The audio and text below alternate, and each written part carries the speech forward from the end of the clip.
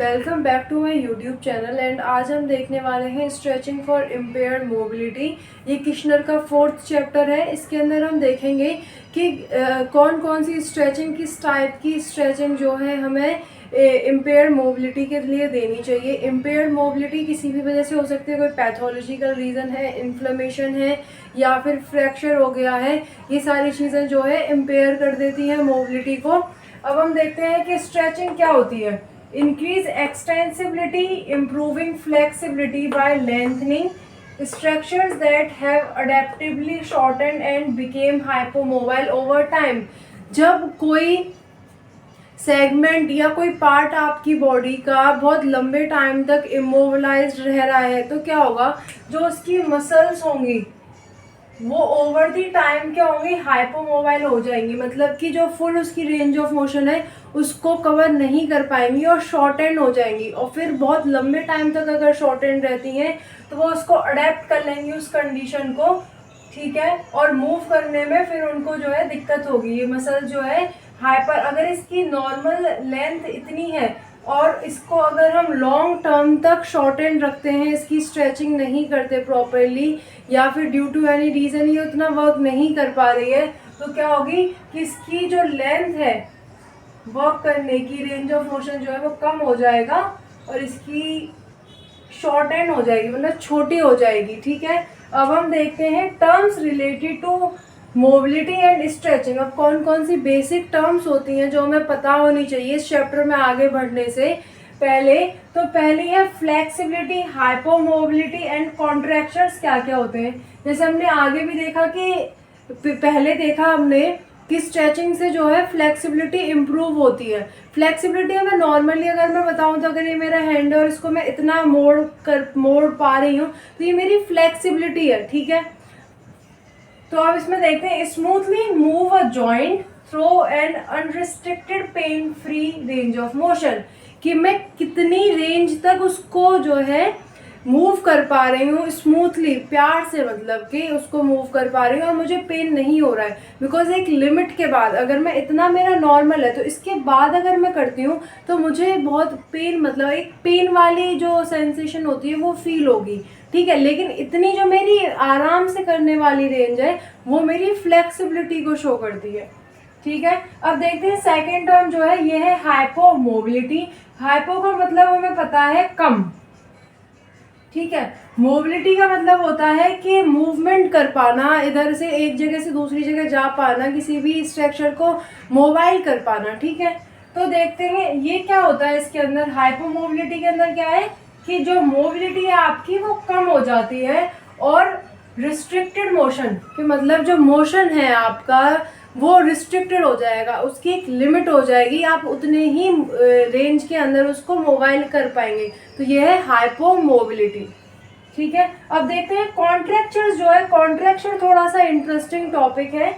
इसके अंदर adaptive shortening of muscle tendon unit and other tissues in a joint, ठीक है। अब इस कॉन्ट्रैक्शन के अंदर क्या होता है, जैसे ये हमारी एक मसल यहाँ पर जब बोन से अटैच होती है मसल तो टेंडन की फॉर्मेशन करती है, टेंडन होता है यहाँ पर, और ये क्या है हमारी मसल, ठीक है।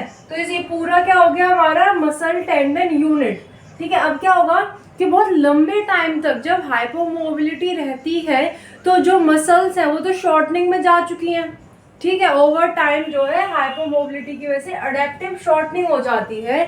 इसी वजह से जो मसल टेंडन यूनिट है हमारी वो बहुत ज़्यादा शॉर्टनिंग में चली जाती है, ठीक है। और बाकी जो उसके आसपास सॉफ्ट टिश्यूज होते हैं जैसे लिगामेंट्स हो गए वो भी उसके साथ शॉर्टनिंग में चले जाते हैं। इसी को कहते हैं कॉन्ट्रैक्चर्स, ठीक है। बहुत लंबे टाइम तक जब हाइपोमोबिलिटी रहे तो उसे कहते हैं कॉन्ट्रैक्चर्स, ओके।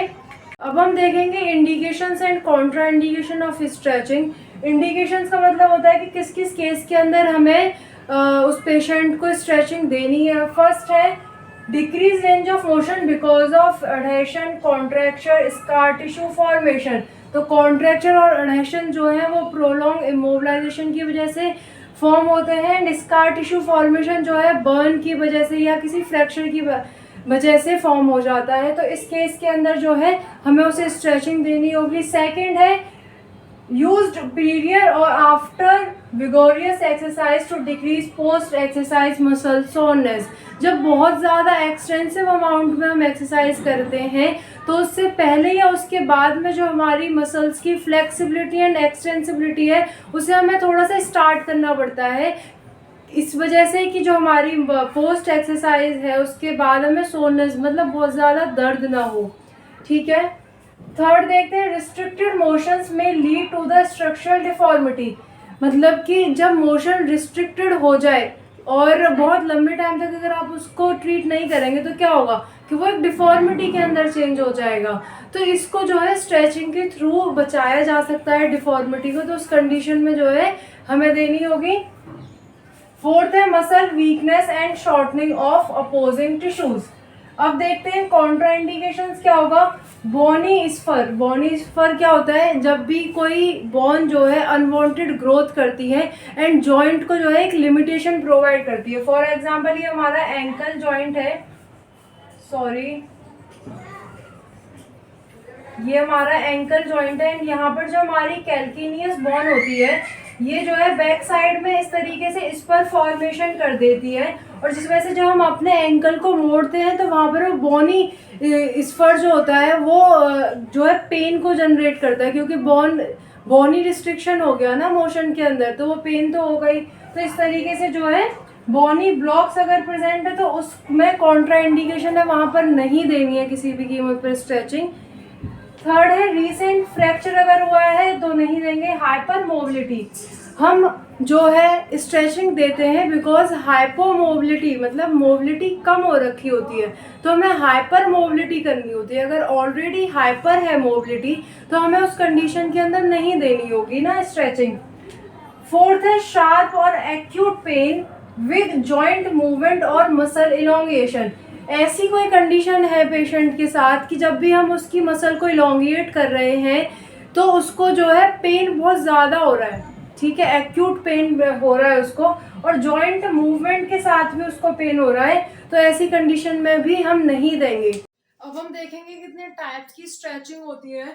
तो यहाँ पर 6 टाइप्स की स्ट्रेचिंग है, स्टैटिक, साइक्लिक और intermediate, ballistic, proprioceptive, neuromuscular facilitation stretching जिसे शॉर्ट में बोलते हैं PNF। फिफ्थ है मैनुअल, सिक्स्थ इज सेल्फ और एक्टिव स्ट्रेचिंग। ठीक है, इनके नेम भी खुद में स्पेसिफाई कर रहे हैं किस किस तरीके की स्ट्रेचिंग होती है, बट अब इसको एक एक स्ट्रेचिंग को हम और डीप में जाकर के स्टडी करेंगे।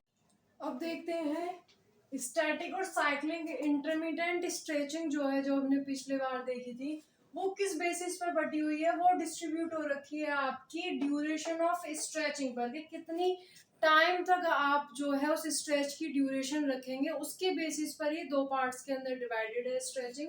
ठीक है, पहला स्टैटिक स्ट्रेचिंग, इसका नाम ही बता रहा है कि कोई चीज रुकी हुई है, स्टैटिक है। ठीक है, soft tissue elongated beyond the tissue resistance then hold it। ठीक है, जैसे कि अब ये हमारा हैंड है, अब हमें इसे स्ट्रेचिंग देनी है तो क्या करेंगे कि इतना हमारा जो है, इतनी हमारी रेंज है, जहां तक अभी अवेलेबल रेंज है हमारी, तो इतनी रेंज से आगे जो है थोड़ा सा आगे बढ़ेंगे, यहाँ पे टिश्यू रेजिस्टेंस आ जाएगा। ओके, टिश्यू रेजिस्टेंस पर फिर जाकर के उस वहां तक होल्ड करेंगे। होल्डिंग टाइम जो हो सकता है वो 5 सेकंड से 5 मिनट तक हो सकता है according to the patient condition. ठीक है, तो फिर उसको वहां पर होल्ड करेंगे थोड़ी देर के लिए और फिर रिलैक्स कर देंगे। ठीक है, ये क्या, ये सबसे ज्यादा यूज करी जाती है फ्लेक्सिबिलिटी को इम्प्रूव करने के लिए बॉडी में। ठीक है, अब देखते हैं साइक्लिक इंटरमीडिएट स्ट्रेचिंग क्या होती है। इसके अंदर जो है, इसके अंदर लॉन्ग ड्यूरेशन थी, स्टैटिक के अंदर 5 सेकंड से 5 मिनट तक की ड्यूरेशन थी होल्डिंग की, लेकिन साइक्लिक के अंदर क्या होता है कि शॉर्ट ड्यूरेशन के ऊपर रिपीटेटिवली, मतलब कि जो उसकी रिपीटेशन टाइमिंग होगी वो बहुत ज्यादा होगी एंड शॉर्ट ड्यूरेशन होगी, और ग्रेजुअली अप्लाई करी जाएगी, ये बहुत आराम से अप्लाई करी जाएगी, और फिर वापस से शॉर्ट ड्यूरेशन है और आपका जो है शॉर्ट ड्यूरेशन है, रिपीटेटिवली करा जाएगा और वापस से उस चीज को दोबारा अप्लाई कर दिया जाएगा। इसकी मल्टीपल रिपीटेशंस होंगी। ठीक है, साइक्लिक में क्या होगा, बार बार आप उसको जो है स्ट्रेच देंगे। फिर क्या है, and range stretch force applied at low velocity low intensity. जब आपकी एंड रेंज आ गई ना, सपोज कि ये इसकी एंड रेंज है हमारे एल्बो फ्लेक्शन की, तो यहाँ पर जब आप प्रेशर देंगे, स्ट्रेच की फोर्स देंगे, तो वो लो इंटेंसिटी पर एंड लो वेलोसिटी पर देंगे। इस तरीके से आप दे रहे हैं, तो यहाँ पर आते आते एंड रेंज पर आते आते इसको स्लो कर देंगे। तो स्ट्रेचिंग के बेसिस पे जो है एक सिंपल और एक ही क्लासिफिकेशन है, वो है बैलिस्टिक क्लासिफिकेशन है। तो इसके अंदर क्या होता है कि रैपिड फोर्सफुल इंटरमीडिएट स्ट्रेच आता है, जिसकी स्पीड और इंटेंसिटी जो होती है वो बहुत ज्यादा हाई होती है in comparison to other types of stretching. And ये जो है रिकमेंडेड नहीं किया जाता किसी भी बड़े या एल्डरली उस पेशेंट को, जिसकी जो लाइफस्टाइल है उसके अंदर वो बिल्कुल इमोबिलाइज हो, सेडेंट्री इंडिविजुअल हो, या फिर मस्कुलोस्केलेटल पैथोलॉजी हो उस इंसान पेशेंट को, तो उसको ये वाली जो स्ट्रेचिंग है ये नहीं रिकमेंड करी जाएगी, बिकॉज उसकी इमोबिलाइजेशन की वजह से जो टिश्यूज है, जो उसकी मसल्स हैं, वो मसल फाइबर्स जो है वो बहुत ज्यादा वीकनेस में चले गए होंगे, और उसको आप सडनली फोर्स देंगे तो वो जो है टीयर होने के चांसेस ज्यादा हो जाते हैं। तो इस केसेस के अंदर जो है स्ट्रेचिंग, बैलिस्टिक स्ट्रेचिंग नहीं दी जाएगी, ठीक है। और क्रॉनिक अगर किसी को कॉन्ट्रेक्चर्स फॉर्मेशन हो रखी है, उसके अंदर भी ये बैलिस्टिक स्ट्रेचिंग नहीं दी जाएगी, ठीक है। अब देखते हैं मोड ऑफ स्ट्रेचिंग, कि आप क्या मोड ले रहे हैं स्ट्रेचिंग कराते टाइम, खुद कर रहे हैं, कोई मशीन यूज कर रहे हैं, या फिर कोई इक्विपमेंट यूज कर रहे हैं, ये या फिर आपका जो थेरेपिस्ट है वो कर रहा है। उसके बेसिस पे इसके तीन टाइप्स है, मैनुअल, मैकेनिकल और सेल्फ स्ट्रेचिंग। मैनुअल स्ट्रेचिंग के अंदर क्या किया जाता है, जो एक्सटर्नल फोर्स है वो आपकी जिस रेंज ऑफ मोशन, जिस सेगमेंट के अंदर कम है, उसको बियॉन्ड दी टिश्यू रेजिस्टेंस के लेकर के जाएगी, और वहां पर थोड़ी सी फोर्स देगी, जिससे कि आपकी जो रेंज है वो इंक्रीज हो सके। तो ये आपका मैनुअली जो होता है, या तो थेरेपिस्ट आपको मैनुअली देगा, ठीक है। तो उसको स्ट्रेचिंग में, इसकी स्ट्रेचिंग की इंडिकेशन क्या होती है कि जब आपकी स्ट्रेचिंग प्रोग्राम की इनिशियल स्टेज है, मतलब शुरू करिए आपने अभी उसकी स्ट्रेचिंग करना, तो सबसे पहले आप उसको मैनुअल स्ट्रेचिंग देंगे, जिससे कि उसकी जो रेंज है वो आपको भी पता चले और थोड़ी सी इंक्रीज भी हो सके। सेकेंड है मैकेनिकल स्ट्रेचिंग। मैकेनिकल का जैसे मतलब ही बता रहा है, नाम ही बता रहा है कि मैकेनिकल स्ट्रेचिंग के अंदर थोड़ा सा इक्विपमेंट, जैसे पुली होती है, लैडर होता है, ये सारी चीजें यूज करी जाएंगी, रोप्स यूज करी जाती हैं, यहाँ पर इक्विपमेंट्स का यूज किया जाएगा। और इसके अंदर जो आपकी मैकेनिकल होती है, ऐसी मशीन्स बनी हुई हैं जिसमें आप वेलोसिटी एंड ड्यूरेशन दोनों को फिक्स कर सकते हैं, ठीक है। थर्ड आती है सेल्फ स्ट्रेचिंग। सेल्फ स्ट्रेचिंग को हम फ्लेक्सिबिलिटी स्ट्रेचिंग भी बोलते हैं, एक्सरसाइजेस भी बोलते हैं, और आप एक्टिव स्ट्रेचिंग भी बोल सकते हैं, बिकॉज ये पेशेंट जो है अपने आप करता है, ठीक है। जब पेशेंट इतना सफिशिएंटली एक्टिव होता है कि वो अपनी खुद रेंज ऑफ मोशन को मेजर कर सके, मतलब उसको ट्रीट कर सके, या फिर उसको एक्सरसाइजेस को कर सके, तो वहां पर जो है वो अपना सेल्फ स्ट्रेचिंग करता है, ठीक है। आई होप आपको ये समझ में आया होगा। Thank you so much for watching my video. For more such videos please subscribe my channel.